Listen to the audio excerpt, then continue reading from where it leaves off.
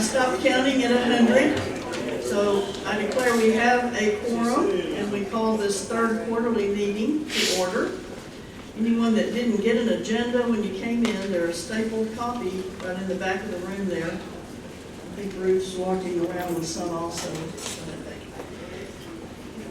We have a lot of things to cover, and we want to give Chuck 30 minutes at the end to present on quality and hopefully give you all some time to ask some questions. So we're going to jump right in. So first of all, I want to welcome the guest, and I saw Paul Hilgers, who is chairman of our board. There's Paul. If you would stand, let's give him a clap for his hard work. I don't see any other board members, but if they come in, Chuck, if you'll help me watch for them, and we'll recognize them later. These people work as volunteers, and the only payment they get is a really nice lunch every time they come, a Westminster lunch. So we thank you all, Paul. Now, if you'll pick up your agenda and look at the moment of remembrance. These are the residents who've passed in this last quarter. And let's just ask for a moment. I'll ask for a moment of silence. And if you'll read through the names and think lovingly of these folks we've lost.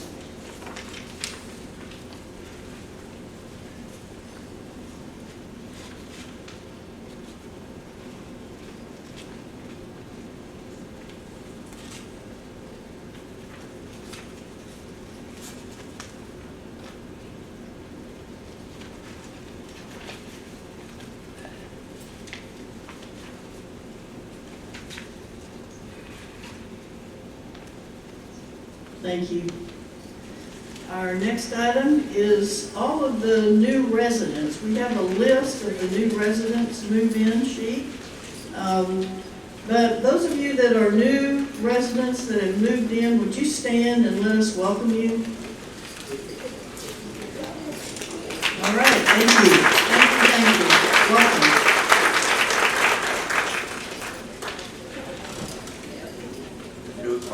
And now I'd like to call on Lori Humphreys to come up and present what will be amended minutes from the last quarterly meeting.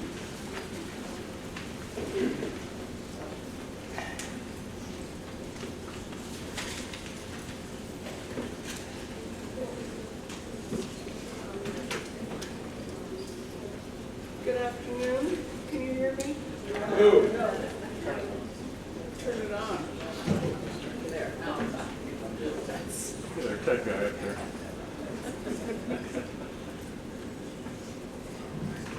Yeah. Thank you, John. I would like to make an amendment to the July 10th, 2023 quarterly meeting.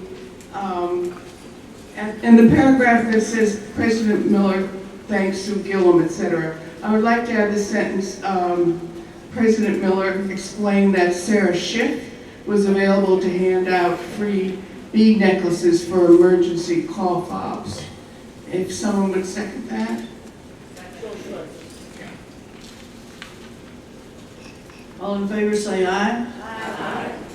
Minutes are passed. Thank you, Lori. And now I'd like to call on Sharon Verlander. No, we haven't passed the minutes. We just passed the minutes. That was an amendment. Thank you.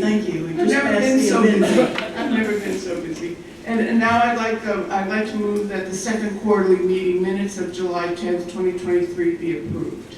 Is there a second? Second. Thanks. Cynthia Lee. Yeah. All in favor say aye. Aye. Now we have them. Yeah. Thank you very much. Thank you, Lori. Now Sharon Verlander.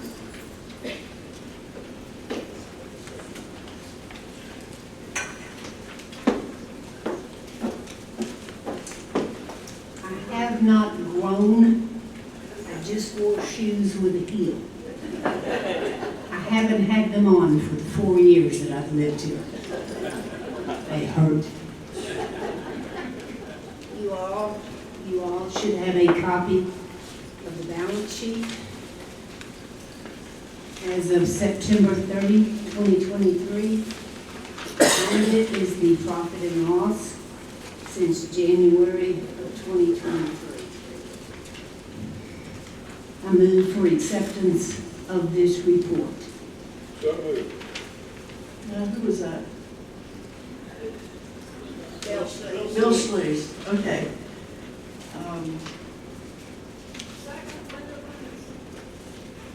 And Linda Prentice? Yes. Seconded, okay. The explanation I want to give quickly here is we had a member complain that it wasn't right to be asked to approve the minutes because you haven't had a chance to see them. And I want to explain that our executive committee does look at the minutes in detail, not the minutes, the financials in detail every month and approve, and we do approve it. So we're just asking for your acceptance of this report. And then if you have other detailed questions, Sharon is available to answer any of those questions and provide any other information from our books that are necessary. So, all in favor of acceptance of these financial reports, say aye. Aye. Any opposed? Thank you. Thank you. Passed. Okay, we're going to move right into Gail. Ross is the chair of our Residents Appreciation Fund. First of all, on the agenda, it should be Residents Appreciation Fund, not Association Fund. Many of you have been here for several years and know about this fundraiser that we do, but we also have a lot of new residents here, so I'm going to go into just a brief explanation. Just a few comments on it. You've already received a letter that explains more clearly what this fundraiser is about.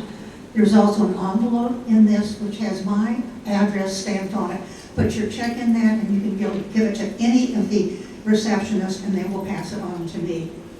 You've noticed the candy canes are up. This will track how well we are doing in our request for funds for our associates.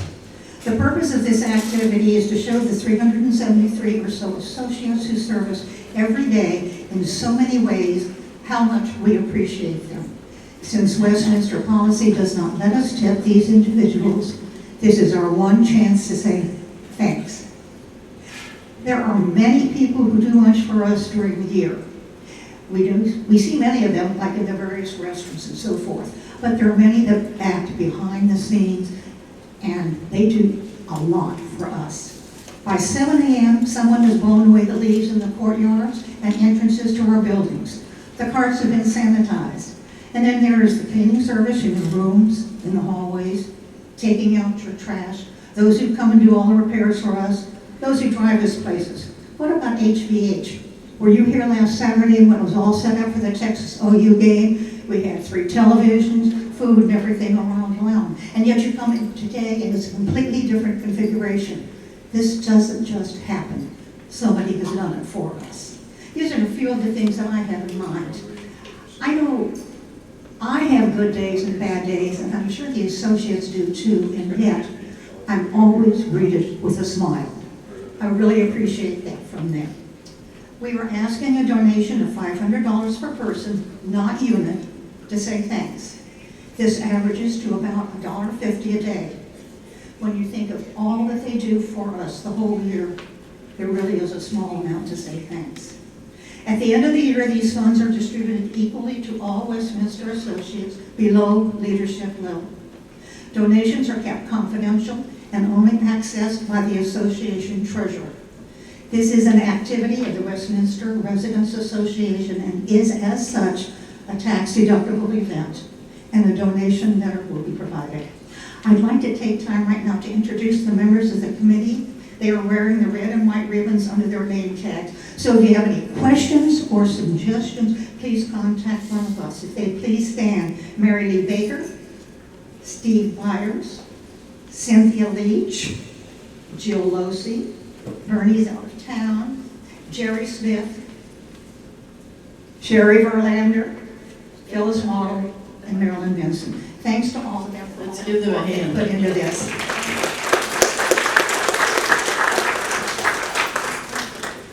Okay, Cynthia Leach, our liaison to Austin Community College. He's gonna pull down the joke so y'all will focus on what I have to say, right? No joke. Thank you.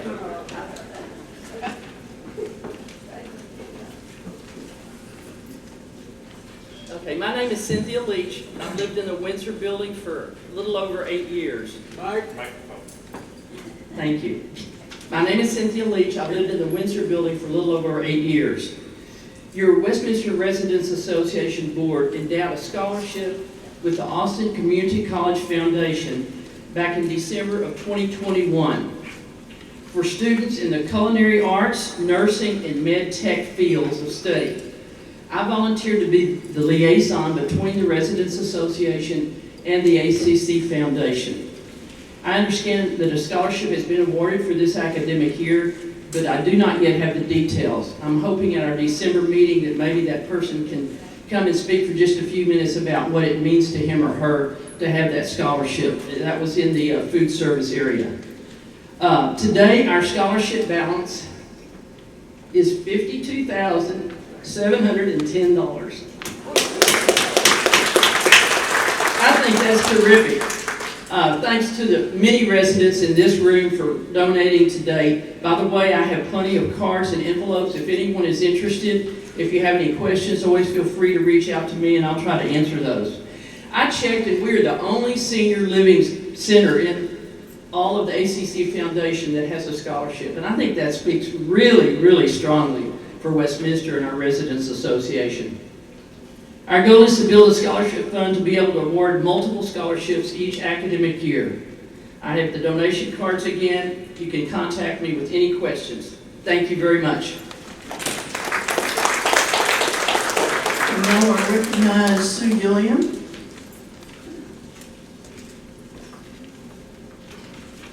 Like Camille said, I'm Sue. I'm co-chairman of the art committee, but today I am the bead lady.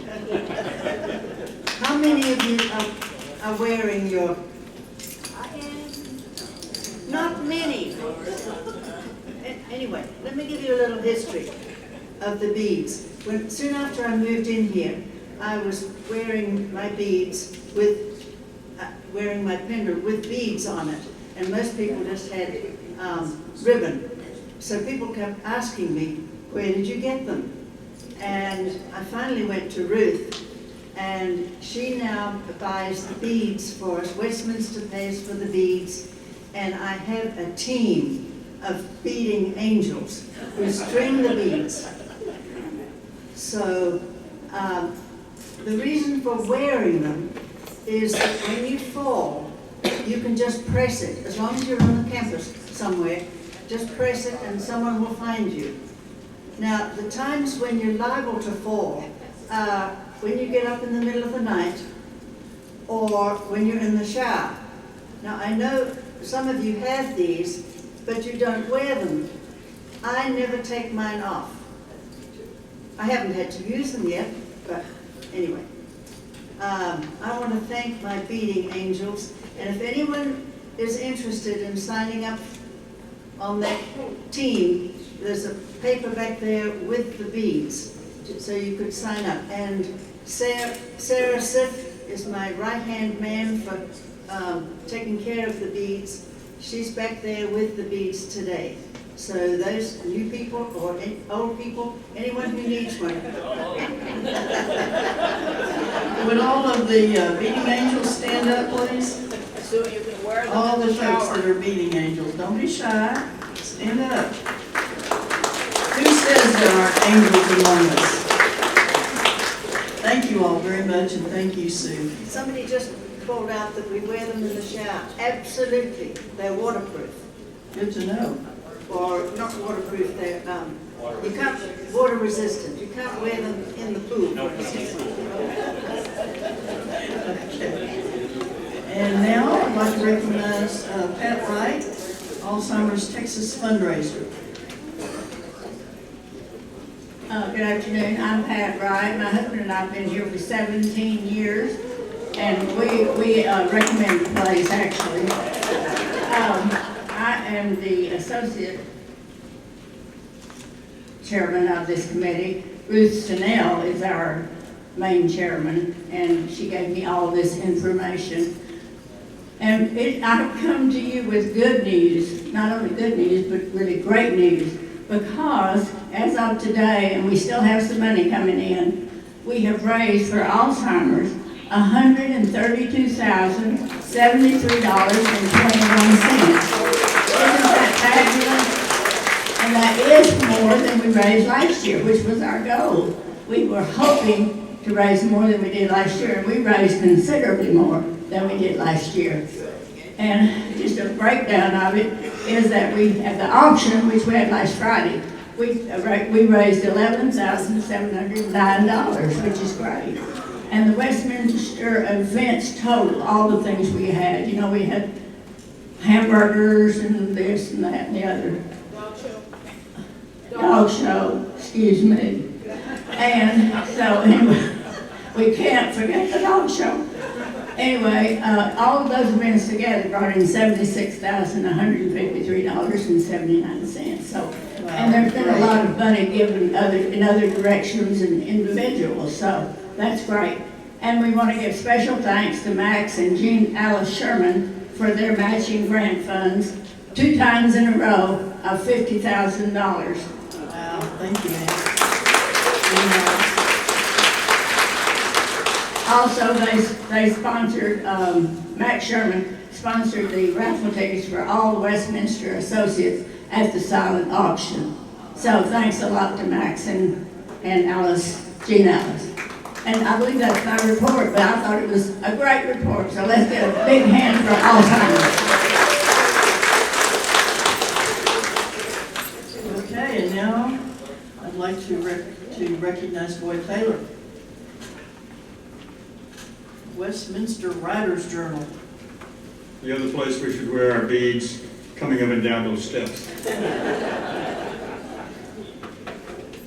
Thank you, Camille. My name is Boyd Taylor.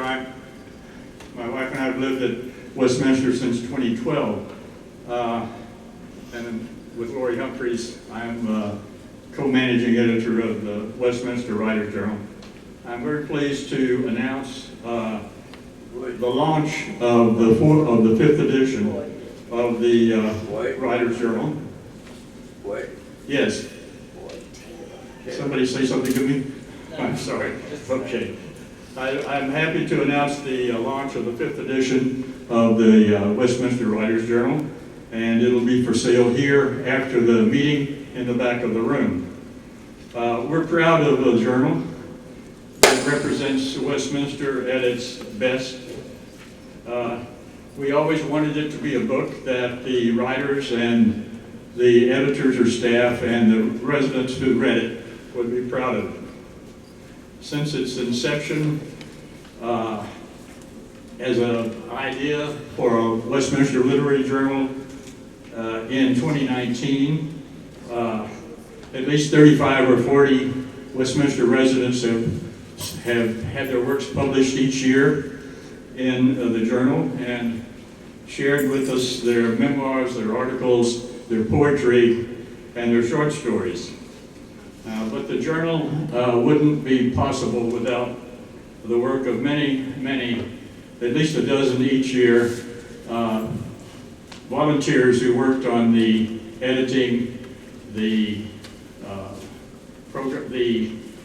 proofreading, and the publication of the book, because the manuscripts have to be solicited, and when they're received, they have to be edited, they have to be formatted, and a printer has to be selected, a cover has to be chosen. All of that takes time, and the book has to be advertised and marketed. It's a labor of love, but it takes the better part of a year. So many of the residents who participated in this journey each year over the years, this year and prior years, are here today. And so I'd like everyone who has had something of theirs published in the journal or has worked on the editing of the journal to stand and be recognized. If you would, please. Everybody who's had anything to do with the journal. Thank you.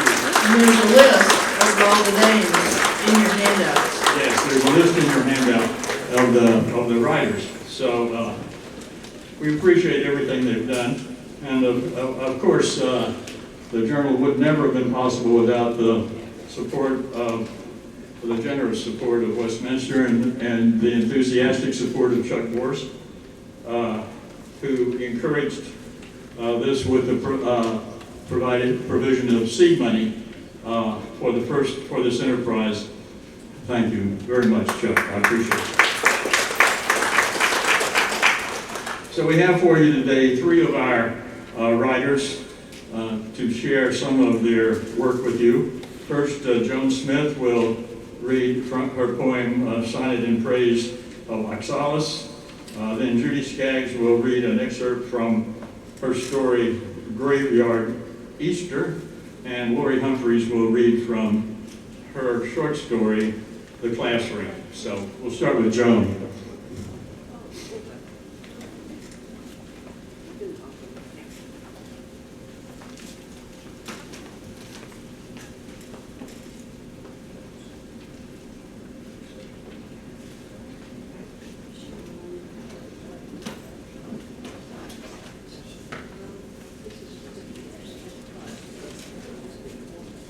This is a sonnet in praise of Oxalis. That drought last summer scorched my front yard brown as cardboard. Plants drooped and fell. They needed life water, which was rightly metered down. While blazing heat burned trees, pale grass receded. Then fruitful autumn rains burst wide and blessed dry ground. Slight stems grew up where none grew. Now wing-shaped leaves with green and purple dressed trefoils, vivid pink blossom cups are seen. They open sunward and close for clouds or night. Amazing gift, rare foliage and flowers. My joys in sharing such verdant sight and bulbs with friends who learn its gentle powers. The patterned colors of this bird-like weed enchant with beauty, shy delight indeed.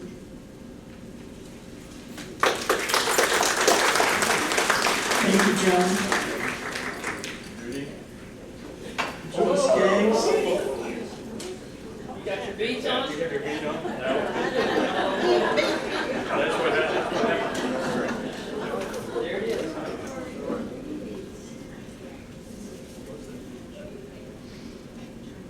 When my friend Kathy told our small group that she had been diagnosed with a lung disease that would end her life in just a few years, we were shocked and tremendously saddened. But the way Kathy faced her illness and ultimate death taught those of us who were privileged to be with her a great deal, both about living and dying. Kathy's way of dealing with living and dying reminds me of another time I learned a lot about life and death, and it was in a most unusual way. Thinking about those lessons brought back memories of something that happened in my childhood in the little West Texas town where I was raised. Thank you, Judy. And now Lori Humphreys.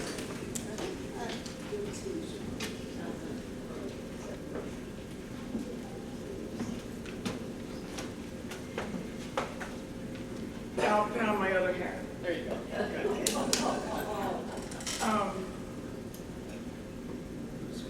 This is from my short story, The Classroom. I'm sorry. This is from my short story, The Classroom.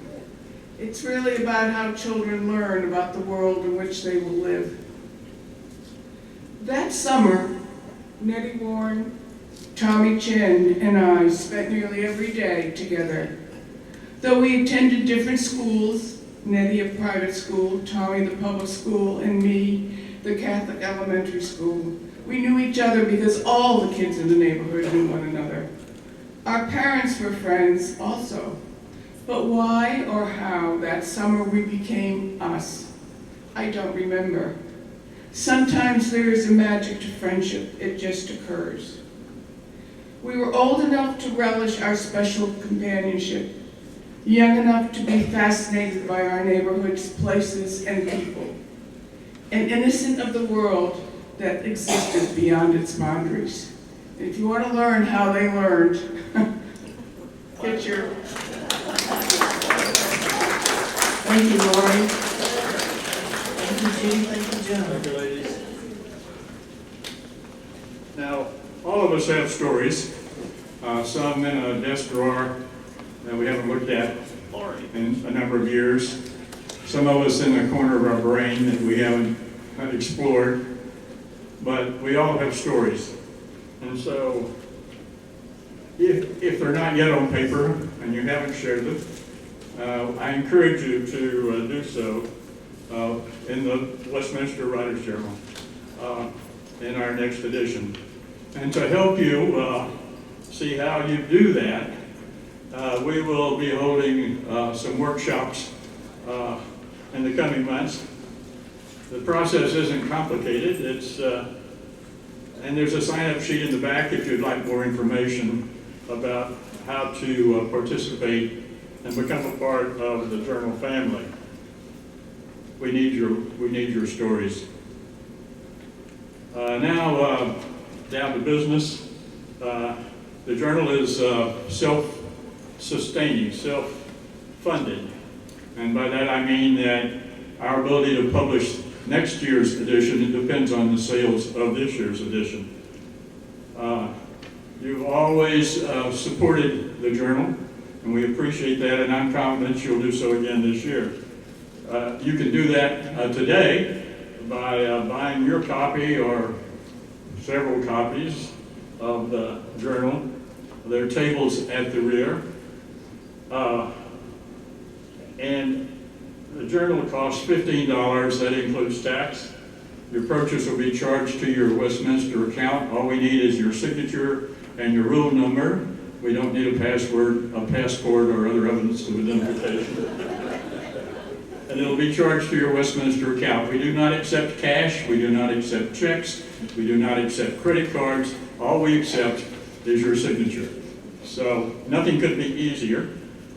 Also, the journal will be for sale for the first time this year at Tarrytown Pharmacy and at Book People, and it'll be for sale again at Amazon on their site, and there is an e-edition also available at the Amazon site. And of course, it will be available every day, starting tomorrow at the little store. This is a milestone for us. It's our 5th edition. We're so proud of it, and I thank you again for all your support. Thank you, Community. Thank you, Boyd, and the folks will be in the back after the meeting is over, and we'll have food and beverages available, and you can purchase a copy or several or more for nice Christmas presents.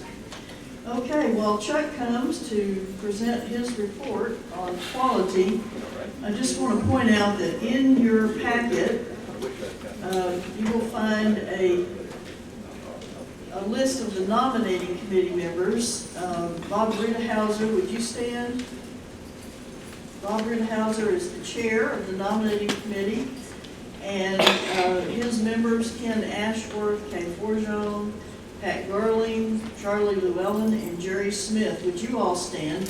This is our committee for nominations, and feel free. Thank you all. Let's give them a hand. They have already been hard at work, and the challenge of having representatives on here from the Carlisle that have just moved in and don't know a lot of people, they have overcome by doing in-person interviews with people who've been nominated. So what a thorough job this group is doing. So let's give them a hand. And now, Chuck, nothing about us without us, nothing about me without me.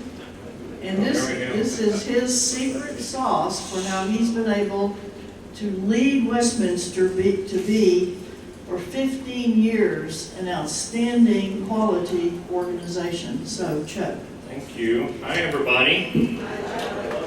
I've been here since 2008. So last time we got together, I think I talked a little bit about person-centered care and a lot of the awards that we won. So today I'm going to talk to you a little bit more about the metrics that we measure and how we stack up against other senior living communities and the industry as a whole.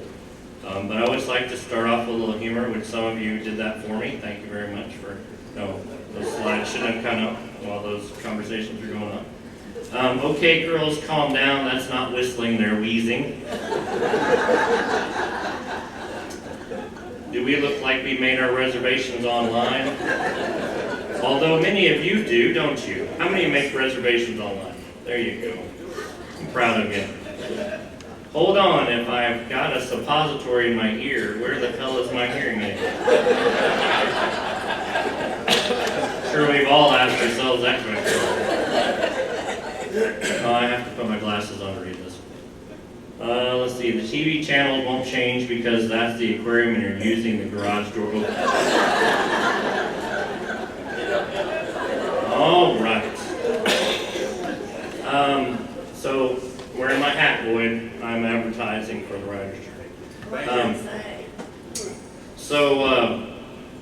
Let's talk metrics for a little bit, statistics. You wouldn't imagine the number of metrics that we measure on an everyday basis. The board sees a snapshot of those every month. Some of you may see those in my chats and whatever.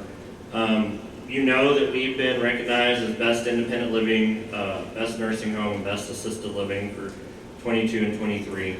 We're going to go over healthcare metrics, resident experience satisfaction metrics, our associate engagement scores and satisfaction metrics, and our financial metrics, just a few of those. Our healthcare center matrix are really extraordinary. The industry average to have to go back to a hospital after you discharge to a skilled nursing like ours is around 14%. So a lot of people do. And Westminster is 0%. That means that if you come here from the hospital, the likelihood of you having to go back to the hospital within those first 60 days is almost nil. So that's really great. And that speaks to the quality of our nursing, but also our nurse practitioners and Robin Aikens and her job in coordinating wellness for you all. Discharge destination to the community. So ours is nearly 66% that if you come to our skilled nursing and you get rehabilitation, there's 66% chance, more than double the national average of success in rehabilitation. So the chances are you're going to get to go back home, whether that's independent living or if it's a private pay resident coming into Westminster, back to their house. And so higher is better there. Treatment time per day. So in our rehab, you get almost double the amount of time for treatments in our rehabilitation than you do in any other skilled nursing in the country. So higher is better. Functional score at discharge, meaning the patient's functional outcome measure scores are higher compared to the national average. So ours are 5.16 compared to 4.51 at other skilled nursing facilities. So, and our length of stay is actually less. So it takes less days to get better in our skilled nursing than it does the average skilled nursing across the country. Almost 6 days, 6.5 days less time, which is one of the reasons the hospitals like to do business with us, because they know that if they come to Westminster, if their discharges come to Westminster, we're going to take less time to get them healthy again, and chances are that they're not going to have to come back. So those are all good things for our skilled nursing, our nursing home, D. Harper. Somebody asked me a while back, what are our hours of nursing compared to other facilities? The national average for hours per patient day of skilled nursing care is 3.47. The state of Texas average is 2.87. Westminster's average is 5.01, so almost double the national average. Also, nursing homes, this is from KWTX TV out of Waco. Nursing homes in Central Texas and across the state are scrambling to find nursing staff in the face of a 97% annual turnover rate for certified nursing assistants and a 90% annual turnover rate for registered and licensed vocational nurses. This was just reported recently. Westminster's total nursing turnover is 24%, so less than a fourth of the state's average. The Arbor Westminster, so I tell you 5 stars. What does that mean? 5 stars is given to us from the Center of Medicare and Medicaid Services, and this is what it actually looks like online. If you go to Nursing Home Compare, Medicare.org, and you will see Westminster. You can put in a zip code and you can see the facilities around us that are 5-star rated. Westminster's maintained this 5-star rating for 15 years, and less than 12% of healthcare centers across the country maintain it at 5-star. So that's pretty impressive, and I don't think anybody's done it for 15 years in a row like we have. How long have I been here? 16 years. It took me a year to get us there. Okay. Well, thanks for paying attention, though. So resident experience survey. So this is a survey that we do every couple of years, and you all actually fill out these surveys. And last time we were, I think, participation was 88%. We shoot for 100%. But this we'll probably do another resident experience survey in the spring of next year. It'll be time to do it again. So the industry trend in would recommend to live here, right, is 84%. And LCS, Life Care Services, who I work for, their average is 90%, and then Westminster's 96%. Would recommend as a place to live, the industry trend is 86%. LCS's average is 86%, Westminster scored a 93%. Hospitality, the industry trend is 82%. LCS average is 90%, and Westminster scored a 97%. Assisted living satisfaction, the industry trend is around 86%. LCS average is 86%, and Westminster scored a 93%. In healthcare centers, the satisfaction rate for the industry is about 82%. LCS average is 82%, and Westminster's was 96%. It was in the low 80s when I started. So labor metrics, which is something I know that you all are concerned about at times. We conduct an associate experience survey or engagement survey every year. And what we're trying to achieve is top workplace. That's been our goal for the last, well, since I've been here, even before that. How long have you been here? 16 years. This last survey we just completed in June of 2023, we had almost 79% of our associates participate. The industry average is around 47%. So again, a really impressive number. Associate engagement score, so this is the amount of people that are working for Westminster that are actively engaged and happy in their jobs. And our score is about 81%, which is good. There's about 11% which are kind of neutral, and there's about 8% that are disengaged. So they may leave us over the next year or so. But the industry average is 34% for senior living. So we're doing really well there as well. Westminster currently employs about 350 associates. We have the highest retention percentage among the 150 LCS communities across the country. And retention is the percentage of workforce that stays with your community.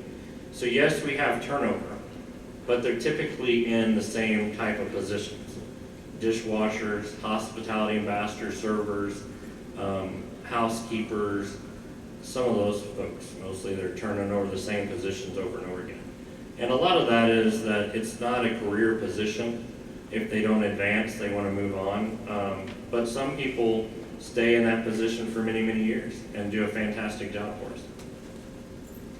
Westminster staff turnover, in my last chat, I was asked this, so I did some research to find out. So in food and beverage, we're comparing ourselves to a culinary industry, right? The culinary industry turnover is around 143% in a year's time. That's terrible, isn't it? Ours is 50%, which is really high still. Our goal is 30% or less in every department. Healthcare's turnover, I spoke about that earlier, it's 97% as an industry. Westminster's turnover is around 24%, which is incredible, quite frankly. Environmental services turnover, so housekeeping turnover, hotels, senior living, everywhere is about 73%, which is really high. Westminster's turnover in that area has been 17%. As a community, so senior living communities as an industry, turnover is about 85% in a year's term. LCS, which is a company I work for, 150 communities across the United States, it's 50.6%, which is still a lot of people, if you think about it. Our turnover is 30%. And we hope to have it lower than that. Financial ratios. So days in accounts receivable. So this is what's called aging, sitting on your books, that bills that haven't been paid. So you guys are really good about paying your bills. Thank you very much. Appreciate that. It makes it easier to pay our bills so they don't turn off the lights and stuff like that.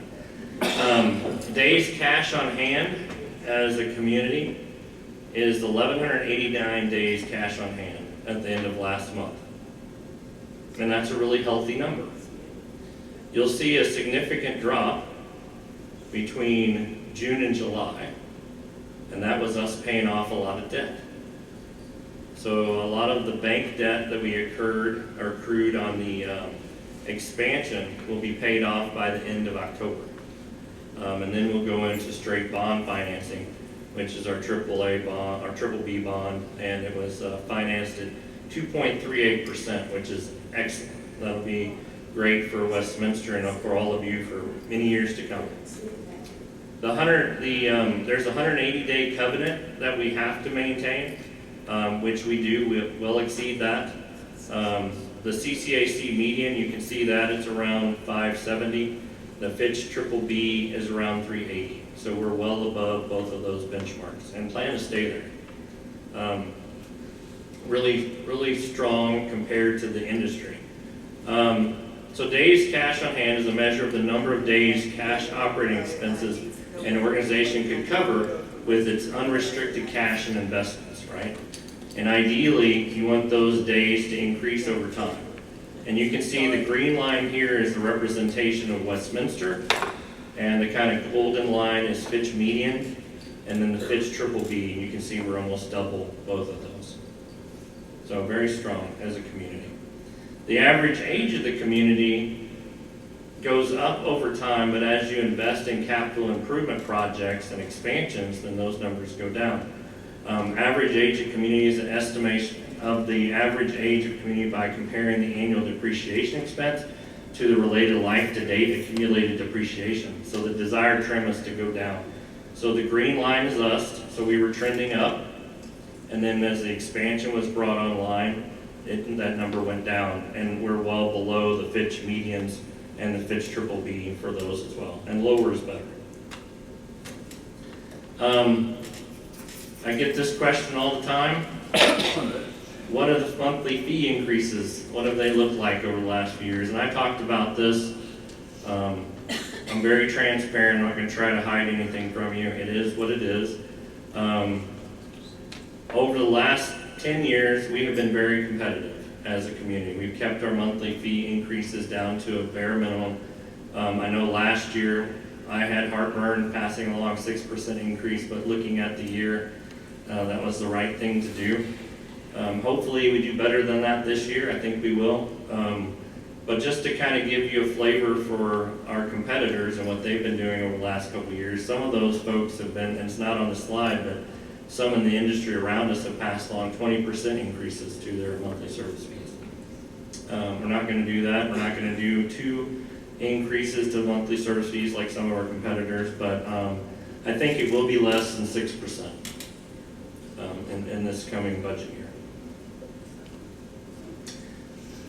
I've gotten some questions recently about the difference between for-profit communities and non-profit communities and which is the best to work in. I think non-profit communities are the best to work in. Profit-driven communities are responsible to corporate investors, right? They want to make dividends, they want to make margins, they want to be able to pay their shareholders. The Grand Living community across the street is going to be a for-profit community. And they're going to be carrying them out their margin and want to make money for their investors. Sometimes the for-profit communities can be unstable, easily affected by economic fluctuations. There's usually no community oversight. They're overseen by corporate investors and or shareholders. And nowadays, there's a lot of real estate investors getting into senior living. They're not necessarily into it for the long haul. A lot of times they're investing to build a building, try to fill that building and sell it so they don't have to operate. So just be careful of those. There's quite a few of those organizations out there. A lot of times for-profit communities have inferior quality. Earnings is the barometer used to measure success, not necessarily the quality of the care. Nonprofit communities, however, are values-driven. They care about the people, right? The needs of the residents are more important than increasing profits. All the proceeds are reinvested by improving the community staffing, expanding services and amenities, which you've seen over the last several years. It's a very stable organization. Residents, staff, and community enjoy peace of mind because the organization is not easily affected by economic fluctuations. When COVID happened, we did not lay anybody off. A lot of people did. We kept everybody pretty happy, pretty healthy, well fed, and we had plenty of supplies because the residents and the associates of Westminster and the board of Westminster was focused on doing what was right for the residents of Westminster and the organization. And so they were forward thinking, and when supplies needed to be ordered, we found ways to do it. Whether that was partnering with another organization or flying our own plane to China and getting masks here. Whatever it took, we got it done. And I think that's a lot of for-profit communities suffered during the big snow, the ice storm for 7 days. Some of the facilities around us didn't have generators at all, had to ship their residents out or were warming them in warming buses out in the parking lot. And they were bundled up with blankets for 6 days and running out of food. I know that because they reached out to us and we sent them food. So the next phase of expansion, there's a lot of improvements to the infrastructure and to the electrical emergency systems for Westminster. These are forward-thinking plans that the board has implemented, and these will position Westminster for any emergency in the future. And I think that's a great thing for the residents that live here. Quality is definitely the barometer used to measure effective work and not our earnings. We like earnings too, don't get me wrong. There's some updates. Spectrum Wi-Fi. They're installing the WAPs this week. The solar project, the Windsor and the Carlisle are complete. The Windsor is supposed to be inspected tomorrow. If it passes inspection, they should be able to turn it on. The Carlisle should be scheduled within the next week or two. Once it's inspected, that grid will be turned on as well. Preston work is complicated. There'll be some temporary generators brought in to power the Preston building while the electrical system is shut down to install an additional switch. So we'll have these generators that supply the entire building's electricity for probably a couple days. And we'll let you know as we get closer and closer to that. But that job had to be permitted and some new switches installed. We also have to upgrade some electrical switches that are in the basement of the garden floor, sorry. And And then I'm told that they need to be upgraded because if we turn them off, they might not come back on. So we will be upgrading those as part of this project as well. Inspire Wi-Fi has been completely installed and is 100% operational. So if you have an issue with Wi-Fi at this point, you need to put in a work order, right? But everything should be functioning well. And I'm sorry for the misery that installation caused. And I talked about it in my last chat, but it's basically a lack of quality control outside of Westminster. Danny was not the fault of this failure. He worked very hard for days on end to keep what we had up and running and to get the rest of it running. The interior signage project, Preston was installed and Windsor installed. I am aware that they did not install the signs in the same location. Unfortunately, when we touched those signs, we had to install them per the new code at the new height requirements. So now we have to go through and touch up, paint all of those areas, and we will do that over the next few weeks. The associate space is being constructed on the 3rd floor. Don't know that I necessarily want you to stop by and look at it because it's kind of a mess.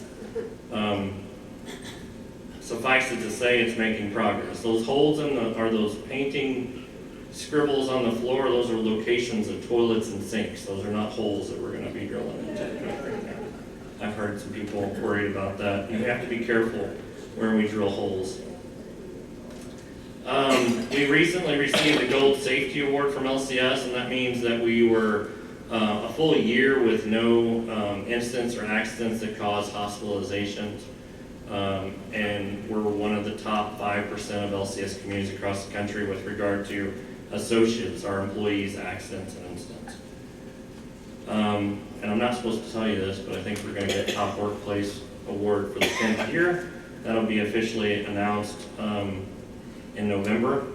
And along with the Top Workplace Award, we're receiving an Excellence Award for Culture, Employee Wellbeing Award, Employee Appreciation Award, and Professional Development Award.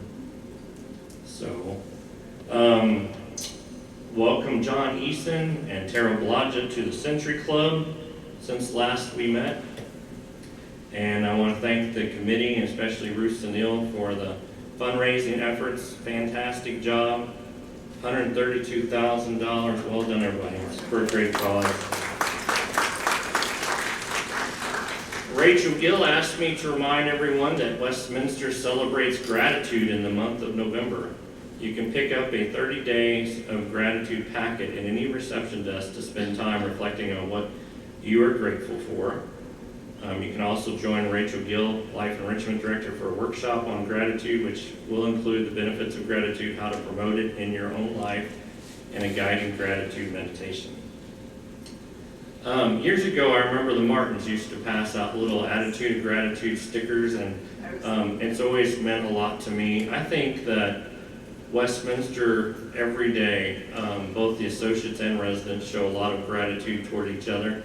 And as the political season winds up, maybe we need a little gratitude. Just look around for all the things we have to be thankful for. And November is always a great time to do that. So I'll be joining you in that. I hope you will too. Westminster will also be collecting toy donations for Blue Santa. Donations can be dropped off in any lobby from November 1st to the 29th. And toys, especially for kids 1 to 2 years old and 8 to 14, are the most needed. So wrapped? No? Like new unwrapped toys, okay. Unwrapped toys, please drop off in those drop boxes. And you already heard Boyd's commercial on the Writer's Journal, and so I'm sure those will be available at the back. And that's all I have. Any questions? Are there questions? You can just applaud and go home, that's all right. There's a question right here. We'd love to know the progress of swing. I was hoping I was going to escape that question. Ms. Miller, can you give me yours and I'll... have another microphone. Okay, the question was, can you give us an update on the pool? I could. It's getting hot. No, the pool's air conditioning system is completely broke down. And you could go swimming in the pool, but you wouldn't survive for very long. And the humidity's, I don't know, 200%, so we drained the pool. The deal was, if I repaired the air conditioner that's in there, it could take up to 6 months, because we have to order some parts, coil and fans. So I said, can you find us one that's a full, complete replacement? And they did find one. It's up around Dallas, and they have to do some warranty checks on it, but it was a damaged model. It has like a dent in the side. So they're doing a warranty checks on it. If it all checks out, we'll have it brought down here in the next week or two. They'll do an installation, which should take about 2 to 3 weeks. So hopefully mid-November, late November, we should have it on again and fill it. That's the answer on the pool. Probably not what you wanted to hear, but 2 months is better than 6. Okay? We have another question here with Lori. Okay? I have a comment instead of a question. It occurs to me that one of the reasons, an additional reason, are the remarkable percentage of people who are happy here working and who retain their jobs here because they like working here is due, and I say this as a relative newcomer, to the remarkably wonderful people who live here. So I think each of you all should give all of your comrades a round of applause. I agree. Absolutely.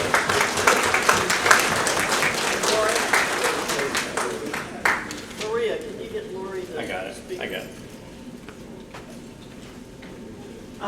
Can you explain the Spectrum, Inspire, and my understanding is that we will be able to have Spectrum as our Wi-Fi provider in the future. Is that correct? Yes. Okay. Yes. So, What was did she say will or will not? will. Is it true that we will be able to have Spectrum as our internet provider in the future? And the answer is yes. The Inspire system, the Inspire Wi-Fi system I've been talking about is the original system that we had installed in 2016 and we had updated just recently. And that's an all-campus kind of network that sits over the top of us. It's a mesh that kind of serves all the common spaces and also serves the apartments. Spectrum is installing a Wi-Fi that'll be specific to your apartment. So you'll be able to have wireless printers and things like that on your own apartment network. It'll also have some capability of common space coverage as well. So basically, when Spectrum is finished, we'll have 2 Wi-Fis, and both are supposed to be super fast. So there'll be some redundancy. But better to have too much Wi-Fi than not enough, as we found out over the last couple of weeks. Spectrum is supposed to be installing their WAPs now, wireless access points now, in the resident apartments. Can we do something about drainage?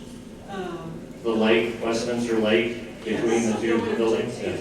Yes, it has to, so I'm not really supposed to do anything to it until it's approved by permit, but I think I've come up with a solution where we're going to install a sump pump in that area to buy us time until we do phase 4.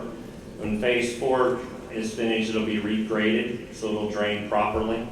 But unfortunately, those 2 phases kind of meshing together did not work very well in that location. So we'll put in a sump pump to get us through this year, the rest of this year, and probably next year, and then hopefully we'll get that whole area regraded.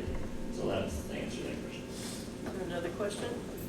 Many of us already have a Wi-Fi system, and when we get the new system, WAPS system, should we be getting rid of our current Wi-Fi? I will not tell you what you should do, but I will tell you that you can, because you'll have the 2 new Wi-Fi systems. You could do that. but some of you may want to keep it. It's just like, I mean, that's kind of a personal decision. I'm told that the speed of the Wi-Fi systems that we'll have are fast, in fact, faster than most, but it's up to you. Okay, one more question? One more question? Sir, because of what's happening in our world the last 3 days in the open borders in Texas, can you give us some assurance that we are safe in this facility with so many doors that need to be locked and covered daily? Well, I think you're safer here than you are in most places. You behaving yourselves really helps us maintain our security. For instance, probably nobody in this room, but on occasion, our security personnel will find a door, an exterior door propped open with a rock, or somebody letting a loved one in through the back door so they don't have to go in through the AccuShield system and screen in, stuff like that. I certainly understand your concern. There's a lot of crime in the area. We're doing all that we can to increase our patrols, making sure that our security is fully staffed, and that we're paying attention with our cameras. We're doing a mapping exercise to ensure that we have full coverage of our campus. We're also going to be gating at some point in the future as part of phase 4. There's a lot of things that we're constantly paying attention to. The more you're paying attention to it, the better off we are as well. And I know that sometimes logging in through the AccuShield system or going in through a main lobby is a little bit inconvenient, but it's really the best thing to do. And keeping all the exterior doors shut at all times, unless you're using a key fob to get in, is really the safest thing to do. Okay? Thank you all. That's all I've got. Is there any new business to come before the meeting? Books are for sale, food and beverage. Sorry. Books are for sale in the back, food and beverages available. Motion to adjourn by Lori, seconded by Judy. All in favor of adjourning? Aye. Thank you all for being here.